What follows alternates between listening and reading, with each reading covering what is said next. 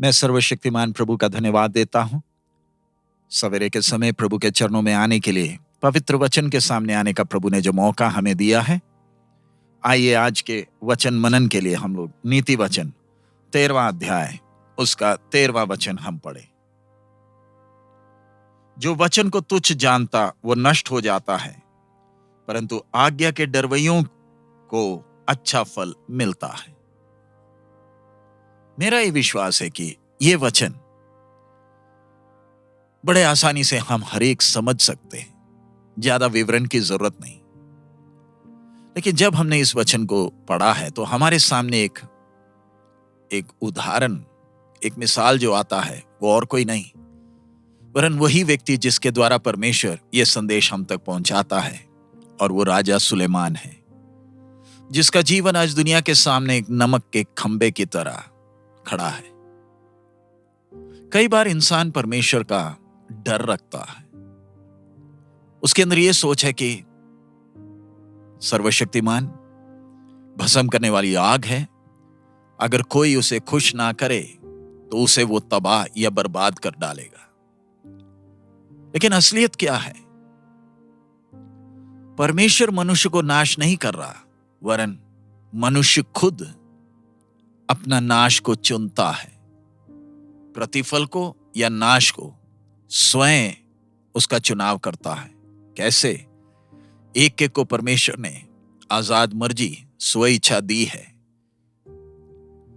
सर्वशक्तिमान चाहता तो मनुष्य से वो आजाद मर्जी उससे ले सकता था और उसे गुलाम बनाकर एक खिलौने की तरह, एक कठपुतले की तरह उससे अपनी मर्जी करवा सकता है।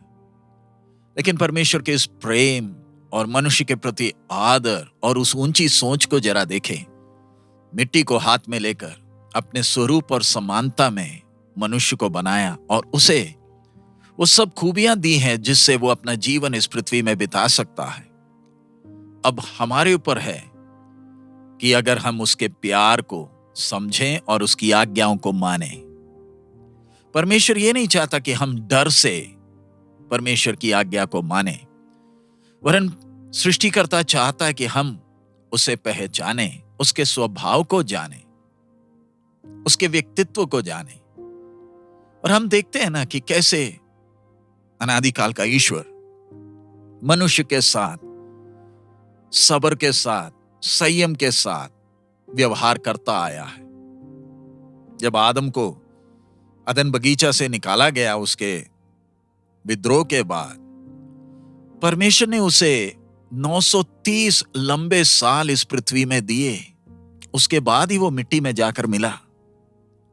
बेशक उसके पास हमारी तरह परमेश्वर का वचन या ये सब सुविधाएं नहीं थी जो आज हमारे पास है, लेकिन सोचकर जरा देखे, इतना लंबा समय सृष्टिकर्ता ने उसे दिया ताकि वो परमेश्वर से मेल कर सके, अपने जीवन को ठीक कर सके, अपनी गलती का एहसास कर सके।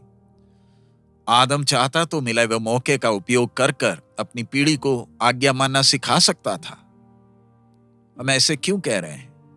वचन में हानुक के बारे में लिखा है कि वो परमेश्वर के साथ 300 साल चला, लेकिन आदम और हव्वा के बारे में, उनके चाल के बारे में वचन कुछ नहीं कहता है।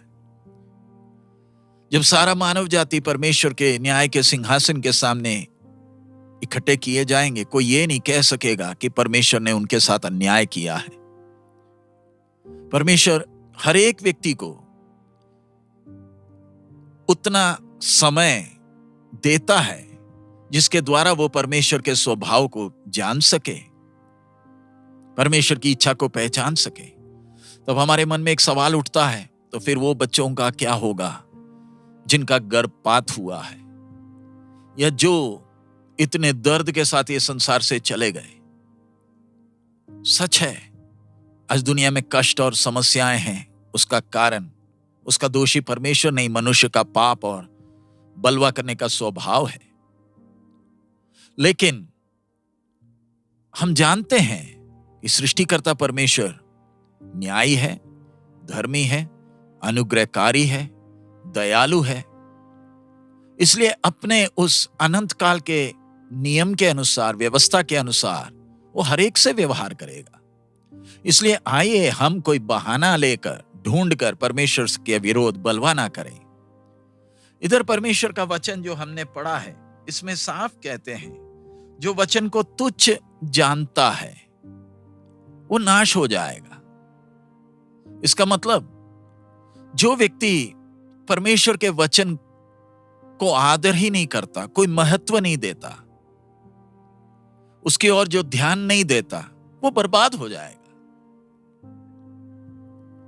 उसका मतलब जब वो वचन को ध्यान नहीं देते तो वो किसी और चीज पर ध्यान देते हैं। शायद इस संसार की चीजें हैं जो उनकी नजरों में परमेश्वर की आज्ञा से और कीमती हैं।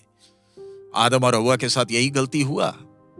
उनके लिए परमेश्वर का यह आज्ञा इतना महत्वपूर्ण नहीं था जितना उन्हें दुश्मन शैतान की बातों पर ध्यान आया। उनके लिए वो गंभीर था। अगर उनका गिरने का, उनके बर्बादी का कारण वो बात थी, तो ध्यान रखें, हम जो परमेश्वर के संतान हैं, हमें कितना ध्यान से परमेश्वर के वचन को ध्यान देना है।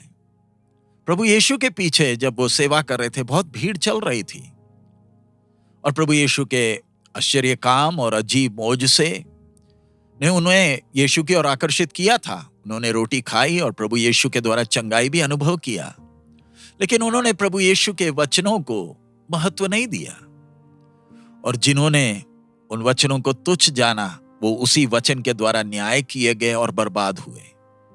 सो आज सुबह के समय जब हम परमेश्वर के संतान कहलाते हैं, आइए हम अपने जीवनों को जांच कर देखें, क्या हम भी परमेश्वर के पवित्र वचन को तुच्छ समझते हैं? जब हम अपनी ही मर्जी से, अपनी ही योजनाओं से, अपने ढीठ स्वभाव से फैसले लेते हैं, क्या मैं परमेश्वर के वचन को तुच्छ नहीं जान रहा? हमारे खुद की खुशी, खुद की तृप्ति के लिए हम परमेश्वर के वचन को कोई कीमत नहीं देते हैं। अगर इस संसार में हम परमेश्वर के वचन को इतना महत्व नहीं देते हैं, तो क्या हम स्वर्ग को कभी, उस स्वर्ग की खुशी को अनुभव कर पाएंगे जहां पर हर बात परमेश्वर की इच्छा के अनुसार ही होती है? इसलिए इस संसार में परमेश्वर हमारी स्व इच्छा को आदर करते हुए, पवित्र आत्मा परमेश्वर कभी भी हमें जबरदस्ती स्वर्ग लेकर नहीं जाएगा, क्योंकि लेकर गया तो भी स्वर्ग हमारे लिए कष्टमय होगा, संघर्ष होगा। हम प्रार्थना करते हैं कि आज सुबह के समय पवित्र आत्मा परमेश्वर हमारी समझ को खोले, जिससे हम परमेश्वर के वचन के उस कीमत को समझ सकें। आइए मनुष्यों की बातों से बढ़कर हम प्रभु के वचन को कीमत दें।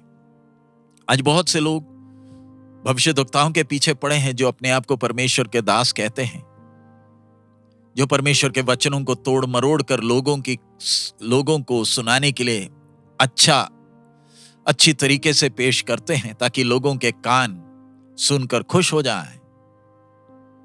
ध्यान रखें, परमेश्वर का वचन इतना आसान नहीं है, शक्त है, लेकिन इस वचन में जीवन है। कईयों के लिए वचन पुराना तौर तरीका लगता होगा, सोचते होंगे ओल्ड फैशन है। आधुनिक दुनिया में इस वचन के अनुसार कैसे चलें जब सब कुछ नया होता जा रहा।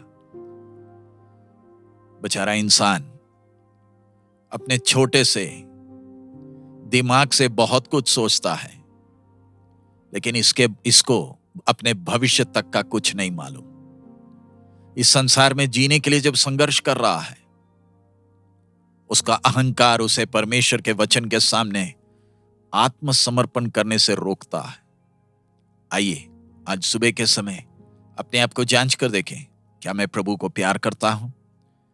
दिल के गहराई से प्रभु के प्रति मेरे अंदर भय है, डर नहीं वरन भय है। डर और भय में फर्क है। यही परमेश्वर का वचन हमारा न्याय करेगा। आइए हम प्रतिफल को, जीवन को चुने, नाश को नहीं। परमेश्वर हम सबको मदद करे सही फैसला लेने में। आइए हम प्रार्थना करें।